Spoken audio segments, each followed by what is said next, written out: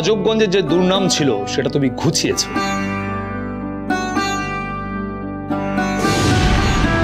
তুমি আসার পরে থানায় হাল ফিরেছে।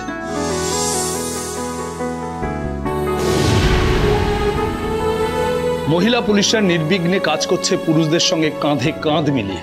হ্যাঁ, ম্যাডাম স্যার না থাকলে তো আমার আর কনস্টেবলের ডিউটি করাই হতো না, সারা জীবন হেসেলি ঠেলতে হতো। চম্পা একদম ঠিক কথা বলেছে স্যার। সব থেকে বড় কথা কি জানেন স্যার, এই ম্যাডাম স্যার আসার পর আজবগঞ্জের মানুষের পুলিশের ওপর আস্থা ফিরে এসেছে। মানুষ এখন থানায় এসে অভিযোগ লিখছে, কারণ তারা জানে ম্যাডাম স্যার ঠিক তাদের অভিযোগের সুরাহা করবেন। ঠিক, গ্রামে ডোমেস্টিক ভায়োলেন্স কমেছে, অপরাধ দেখলে মেয়েরা সরাসরি থানায় এসে অভিযোগ জানাচ্ছে। এটা একটা খুব বড় অ্যাচিভমেন্ট। তুমি মেয়েদের সাহস জুগিয়েছো, ভরসা জুগিয়েছো, তুমি ওদের নিজের পায়ে দাঁড়াতে সাহায্য করেছো। মেয়েরা এখন নিজেরা রোজগার করছে, ওদের কনফিডেন্স বেড়েছে। ঐশানী, তুমি একটা গ্রামকে এমন ভাবে বদলে দিয়েছো যার এফেক্ট আশেপাশের বেশ কয়েকটা গ্রামের উপর পড়েছে। এটা একটা সার্বিক উন্নতি।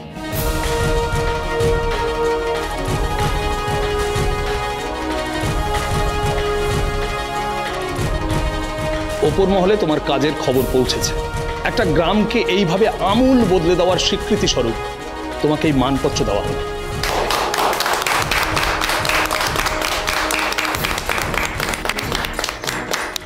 এটার কৃতিত্ব আমার একার নয় স্যার, এই থানার প্রত্যেকে এই কৃতিত্বের অংশীদার।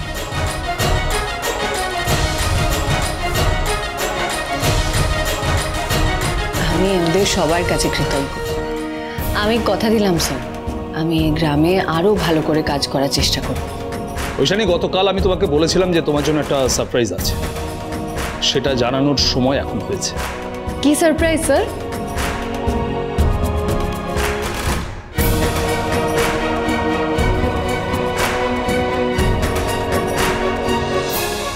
এটা তোমার promotion letter. Promotion? Thank you sir.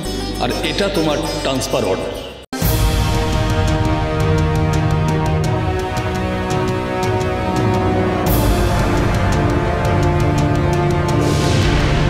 তোমাকে কলকাতা ফিরে যেতে হবে ঐশানী। ঐশানী, একদিন এই কঠিন দায়িত্ব দিয়ে এই গ্রামে আমি তোমাকে পাঠিয়েছিলাম, আর আজ আমি তোমাকে এই গ্রাম থেকে কলকাতায় ফিরে যাওয়ার অর্ডার দিচ্ছি।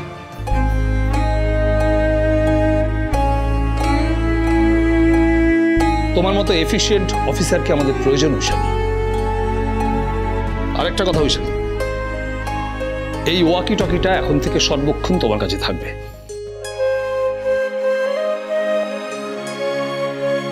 প্রয়োজনে সিনিয়র অফিসাররা তোমার সঙ্গে যোগাযোগ করবে।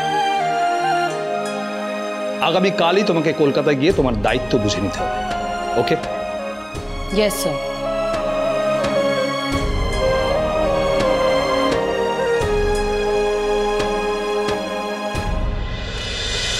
হরগৌরী পাইস হোটেল মহাসপ্তাহ 22 থেকে 28 এপ্রিল রাত 10টায় স্টার জলসায়।